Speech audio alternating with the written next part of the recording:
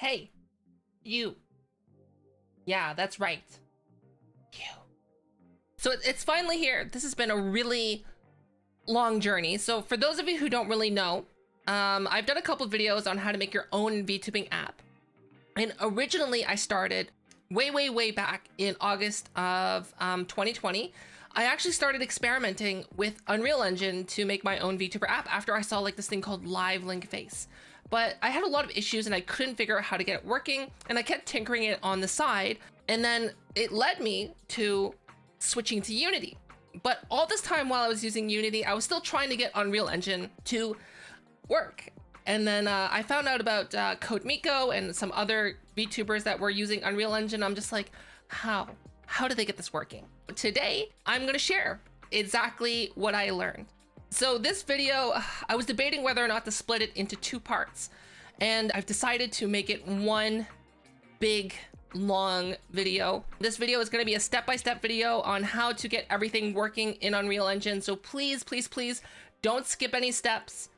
All the steps are really crucial that you follow them. And this video took a long time to make, like a really long time. So I normally don't put my thank you to my patrons in the beginning of my video, but I'm gonna say thank you so much to my patrons on Patreon for supporting me and suggesting that this is like the next video that I should work on. Before we get into it, this video, if you really wanna help me out, if you wanna know about my computer, there's gonna be links in the description down below. They're gonna be Amazon links for what I recommend. And then also, for those of you who need a great VPN that I really recommend that I've been using for a very long time, you can also click on my link for that down below as well. I do get support from those by just using those links. And what you're seeing on screen right now, me showing the beginning of the Unreal Engine application that you can make using this tutorial, and you can take it much further. I just haven't had a lot of time to sink into it yet. But there's so much potential here. And what you're seeing on screen was actually from my live stream. I also stream on Twitch if you want to have a conversation. Usually I do just chatting, sometimes I play games, but my core focus of my streams usually are just to hang out and have a great conversation about any topic.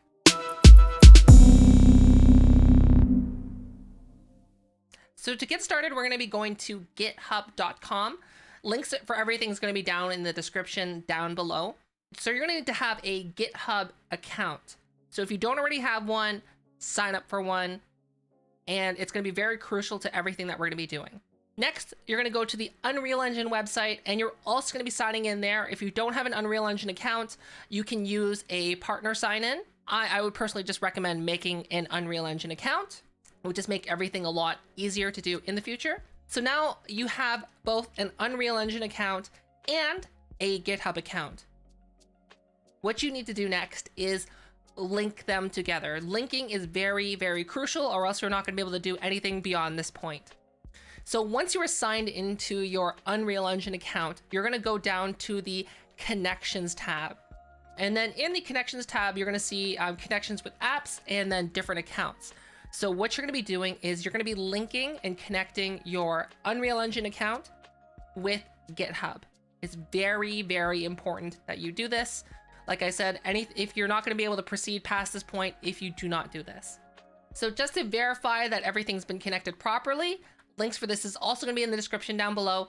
You're going to be at the Unreal Engine GitHub main page. And if you're able to see it, then that means everything should be good. If you're not able to see it, if you have like a page 404 or a page not found, that means your account hasn't been linked properly. So just make sure that you go back into your settings and then link everything up. Now for this video, we're going to be doing the setup process for Unreal Engine 4.26. However, I've already done this same process for Unreal Engine 5, and I'll tell you it's exactly the same. So you can follow this tutorial if you're going to be doing Unreal Engine 4.26 or Unreal Engine 5. So the next thing before we get started, we're going to need Visual Studio 2017. It must be 2017. If you have any other versions of Visual Studio installed, that's fine, but you need to have 2017 installed. This will not work on other versions of Visual Studio. We're going to go ahead and download the source code for 4.26. This is quite a large download, so this might take some time. And once again, just to reiterate, this setup process will also work for Unreal Engine 5. So now that it's finished downloading, open up the zip file for the source code. And then what you're gonna be doing is you're gonna extract this preferably to a SSD storage location and just extract the full contents of the downloaded zip file. Now that everything's extracted, let's go ahead and open it up. And then what you're gonna want to do is you can either rename the source folder, or you can just move everything like how I'm doing in screen, just because you don't wanna have that really long folder name. It can cause some problems in the future. In order to have this Vtubing app maintain compatibility for, basically we wanna have the drag and drop experience, so you wanna be able to use your normal Vtubing stuff. There's gonna be 3 different GitHub plugins that we're gonna be using.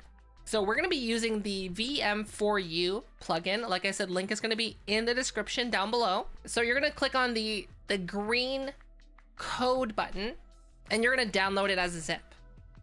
Now, once you have that downloaded, go ahead and go back into the Unreal Engine source code files and then go to Engine, then Plugins. And what you're gonna do is you're gonna drag and drop the VM4U plugins and release tool into the Unreal Engine directory. And what this will do is it'll just put all the files in the correct places, like the plugins will go into the plugin folders. Don't worry, it's not gonna overwrite anything. Next, we're also gonna be downloading the VMC4UE plugin. You're gonna be downloading the correct zip file. Now here is, if you have Unreal, like in this tutorial, we're gonna be doing Unreal Engine 4.26. However, if you have Unreal Engine 5, you're gonna be downloading the Unreal Engine 5 version. So for this one, we're just gonna be dragging and dropping the full folder into the plugin directory in Unreal Engine and then plugins. And the last one is gonna be UEOSC. And we're gonna be downloading the zip file for the proper version. Once again, like I said, same process for Unreal Engine 5 and 4.26, what we're doing today. And we're just gonna be dragging the plugin folder into the engine plugin directory for the source code for Unreal Engine that we have downloaded. So next we're gonna go back into the Unreal Engine source code directory and we're gonna double click setup.bat. This process can take a very long time because basically what it's gonna be doing is gonna be setting everything up and downloading anything that you might need to get started.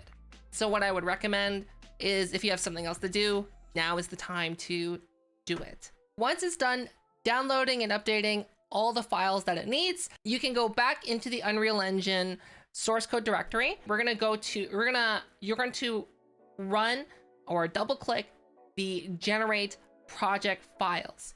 This one should be very, very quick to do. And now you're going to see a new file that's going to be called, it's going to be like a .sln file. And this is for Visual Studio. If you're not able to see the file type name, it will be this icon right here. It's going to be a Visual Studio file. What I would strongly recommend is if you have multiple versions of Visual Studio installed, right click it and make sure that you open it with 2017. Very, very important. Now, once everything's opened, it should look like this on your screen. And then we're gonna go down to the top menu button and set where it says benchmark tool. That's where it's gonna usually have at the very beginning. We're gonna change it to Unreal Build Tool. It might take some time for everything to set up properly, so you might just have to wait while it's kind of like figuring itself out. So next in the Solution Explorer, you're gonna see a huge directory of a bunch of stuff. What you're gonna do is you're going to right click it and then go to build. And now basically what it's gonna do is it's gonna build out from the source code Unreal Engine. This is gonna be the part that's gonna be the most time consuming, and this is also gonna use most of your computer resources. So at this point, if you have something else to do, now is the time to do it. As long as it doesn't involve using your computer. Now, if you have any build errors, usually that means your computer ran out of some kind of resource.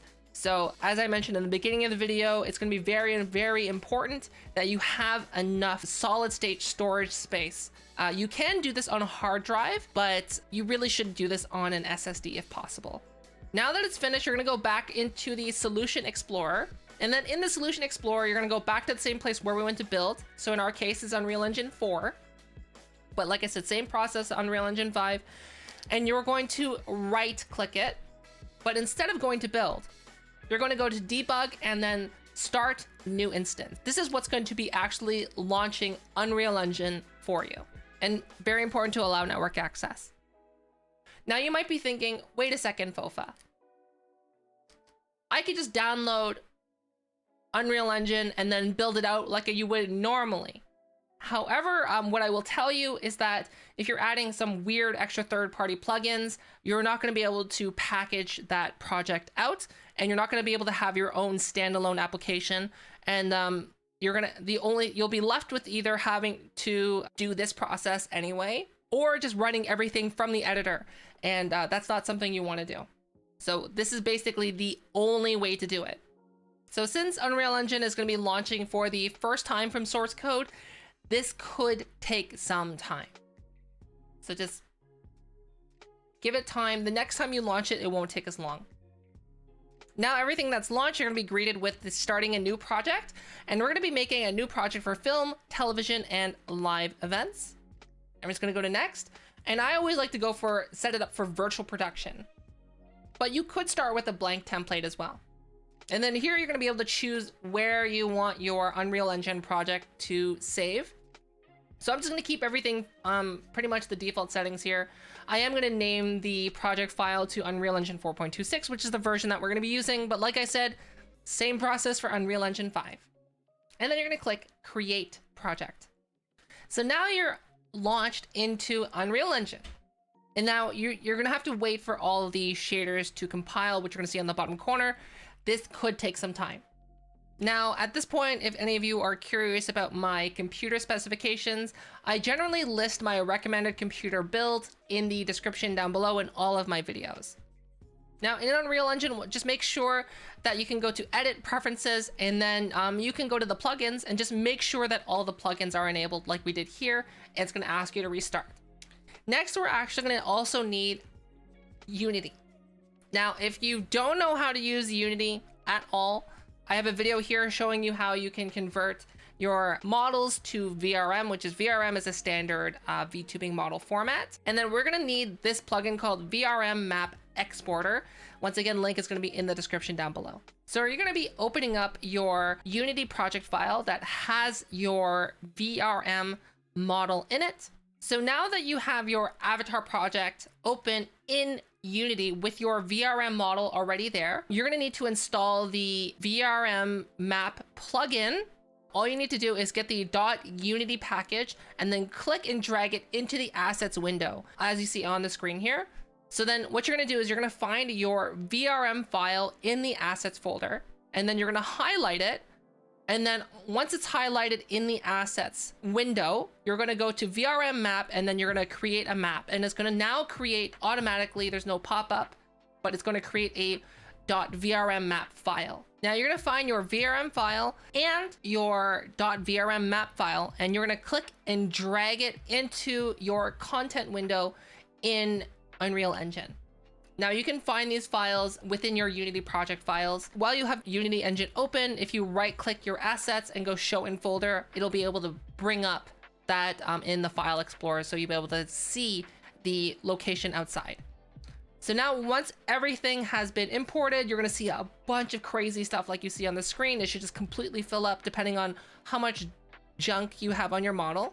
And remember, you're importing the VRM file and the .vrm map file. And you're just gonna wait once again for all of the shaders to compile. So now that your shaders have finished compiling, you're gonna be able to find your VRM model in the content browser. So it's gonna be the mesh renderer that you're seeing right here. It should be that purple, it should have like a purple line at the bottom. And you should be able to click and drag it from the content folder right into the scene, just like you're seeing on screen. Next, what you're gonna do is in the content folder, you're gonna be right clicking that, and you're gonna go to create, and then animation blueprint, and you can name this to whatever you want. And then now just double click that new animation blueprint. And this is basically where we're gonna be telling Unreal Engine to bring in all of that motion capture data into Unreal Engine. You're gonna right click, and then you're gonna look for the following things to add. You're gonna look for VMC4U morph, and then VMC4U bones. So this is where the VRM mapping comes in to be very, very important. What you're going to see is in the VRM mapping, you're going to have the drop down menu, and you're only going to be able to basically see the VRM map that you've created for your VRM model that we did earlier.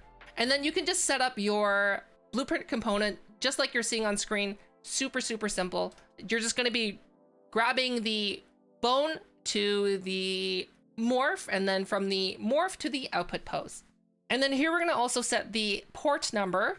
You can set the port number to whatever you want, but I would recommend having it something like 39558 or 39552, something like that. But any port number will work, as long as you remember which port number it is. Next, just to quickly test this out, you can use any application for Vtubing that uses the VMC protocol. So this would be VSeeFace and virtual motion capture, which would be the most common ones. VSeeFace basically allows for input and output of a VMC protocol. If you're planning to use, let's say, your iPhone or your webcam or Elite Motion, then you would be using VSeeFace.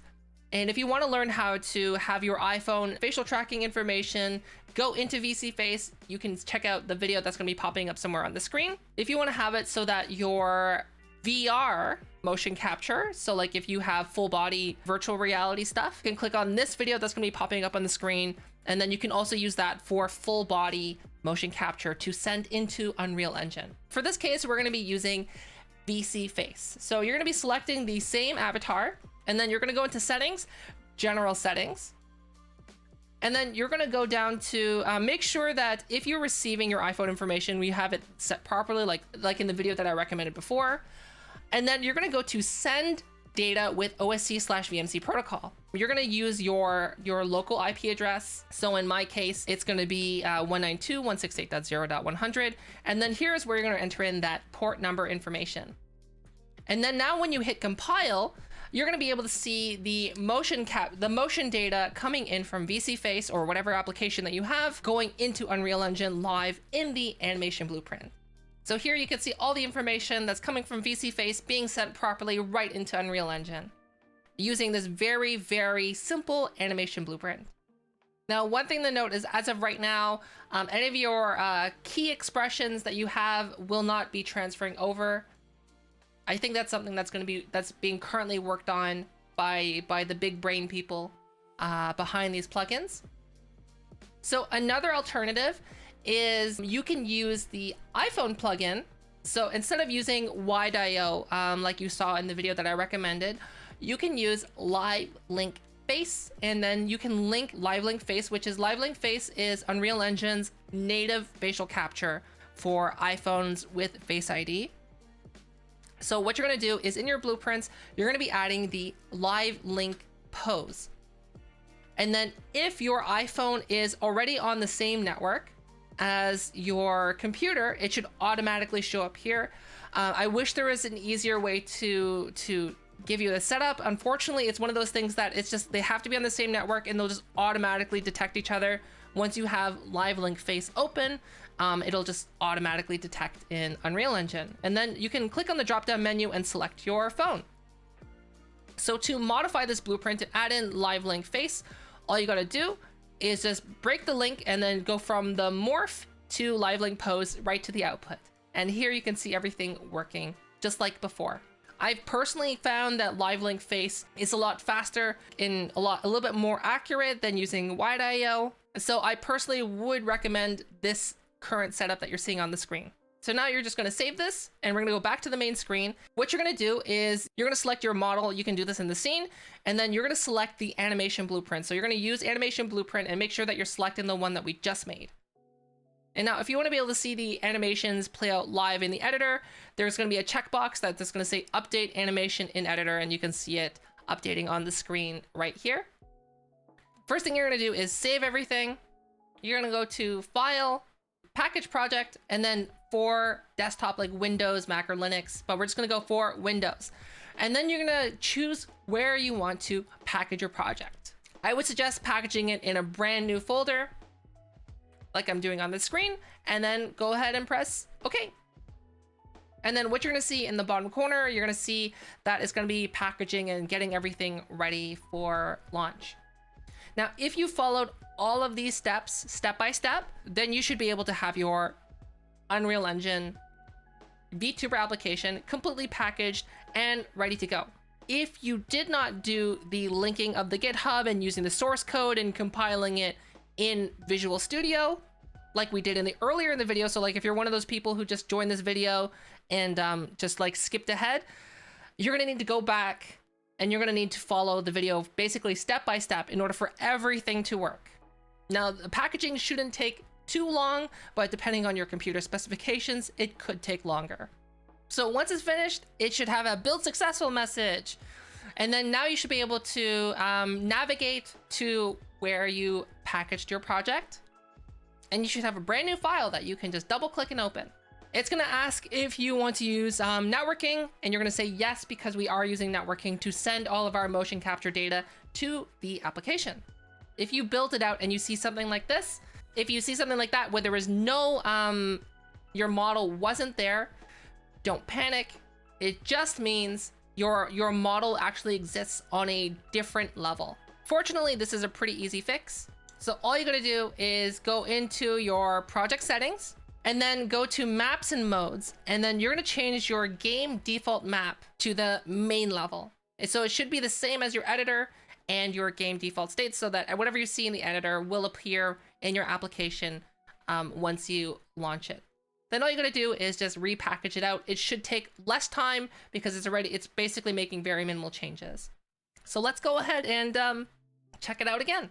Your model is now in Unreal Engine and you can see it moving and animated. And like I said, in this case, we're using VSeeFace and Live Link Face for facial capture, and you can see everything working as it should be in this screen.